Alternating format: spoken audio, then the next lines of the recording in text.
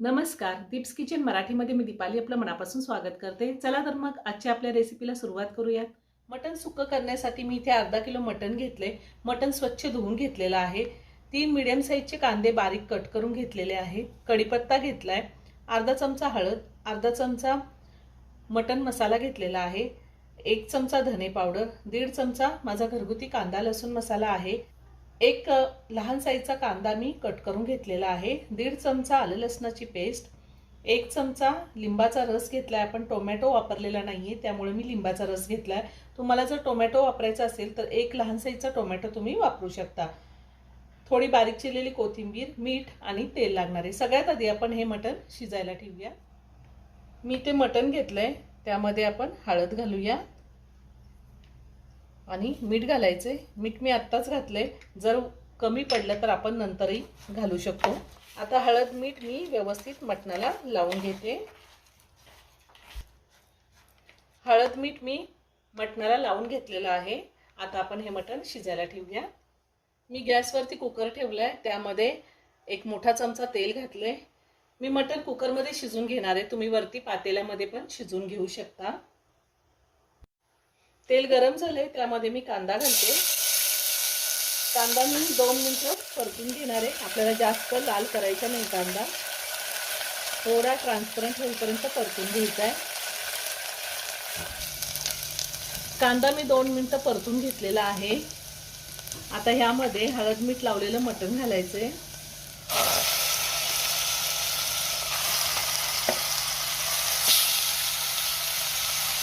आणि मटण चांगलं 5 मिनिटं आपल्याला तेलावरती परतून घ्यायचंय.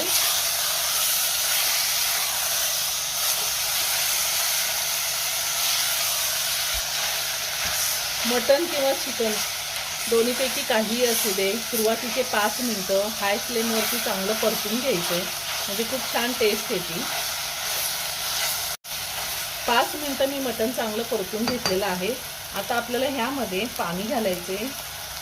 आपल्याला मटण सुकं करायचे त्यामुळे जास्त पाणी नाही घालायचं. साधारण मी 1 ग्लास पाणी घातलेलं आहे. तुम्हाला जर मटणचा स्टॉक काढायचा असेल जास्त तर तुम्ही जास्त पाणी घालू शकता. आता पुन्हा सगळं व्यवस्थित मिक्स करून घेतलंय आणि झाकण लावून कुकरच्या मी 5 शिट्ट्या घेणार आहे. गॅसची फ्लेम मी मीडियमवर ठेवलेली आहे. कुकरच्या 5 शिट्ट्या झाल्यात. कुकरचं प्रेशरही पूर्ण निघून गेलेलं आहे. मी झाकण काढते. मटण व्यवस्थित शिजलेलं आहे. मी गॅसवरती पॅन ठेवलाय, त्यामध्ये 2 चमचे तेल घातलंय. तेल गरम झालंय, त्यामध्ये मी कांदा घालते.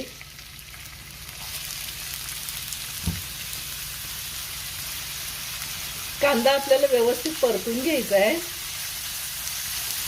गॅसची फ्लेम मी मीडियमवर ठेवलेली आहे. कांदा मी परतून घेतलाय. कांद्याचा रंग थोडा चेंज झालाय. आता आपल्याला ह्यामध्ये आलं लसणाची पेस्ट घालायची आहे. त्यातच कढीपत्ता घालूया. तुम्हाला जर कढीपत्ता नसेल घालायचा, नाही घातला तरीही चालेल. आता आपण हे व्यवस्थित परतून घेऊया.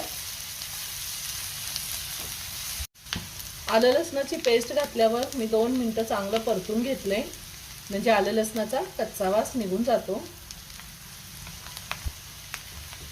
आता आपल्याला ह्यामध्ये पावडर मसाले घालायचे. आपण हळद मटण शिजवतानाच घातलेली होती, त्यामुळे मी आता हळद घालत नाही. मटण मसाला, धने पावडर, कांदा लसूण मसाला, थोडी बारीक चिरलेली कोथिंबीर आणि लिंबाचा रस. तुम्ही जर टोमॅटो वापरणार असाल तर कांदा परतून झाल्यावर टोमॅटो 2 ते 3 मिनिटं चांगला परतून घेऊ शकता. आता हे पुन्हा मी व्यवस्थित मिक्स करून घेते. आता ह्यामध्ये मी अगदी थोडंसं मीठ घालणार आहे. आपण मटण शिजवताना मीठ घातलेलं होतं, अगदी थोडं मीठ घालते मी. पुन्हा सगळं व्यवस्थित मिक्स करून घेते आणि ह्यामध्ये शिजवलेलं मटण घालायचंय. मटणाला आपण थोडा स्टॉक ठेवलेला आहे तोही मी घातलाय आणि हे सगळं व्यवस्थित मिक्स करून घेऊया। अगदी साध्या सोप्या पद्धतीने हे मटण सुक्कं होतं, पण खायला एक नंबर लागतं। तुम्ही ह्याच पद्धतीने चिकन सुक्कं सुद्धा करू शकता। आता साधारण 5 मिनिटं कांद्यासोबत मी हे मटण चांगलं शिजवून घेणार आहे। गॅसची फ्लेम मी मीडियमवर ठेवलेली आहे। आपल्याला हे पूर्णपणे ड्राय करून घ्यायचंय। 5 मिनिटं झालेली आहे आणि मटण चांगलं ड्राय झाले। मटण तयार करून झालेलं आहे। आता मी गॅस बंद करते, वरतून थोडी कोथिंबीर घालते आणि एका प्लेटमध्ये मटण सुक्कं काढून घेते। खूप छान झाले।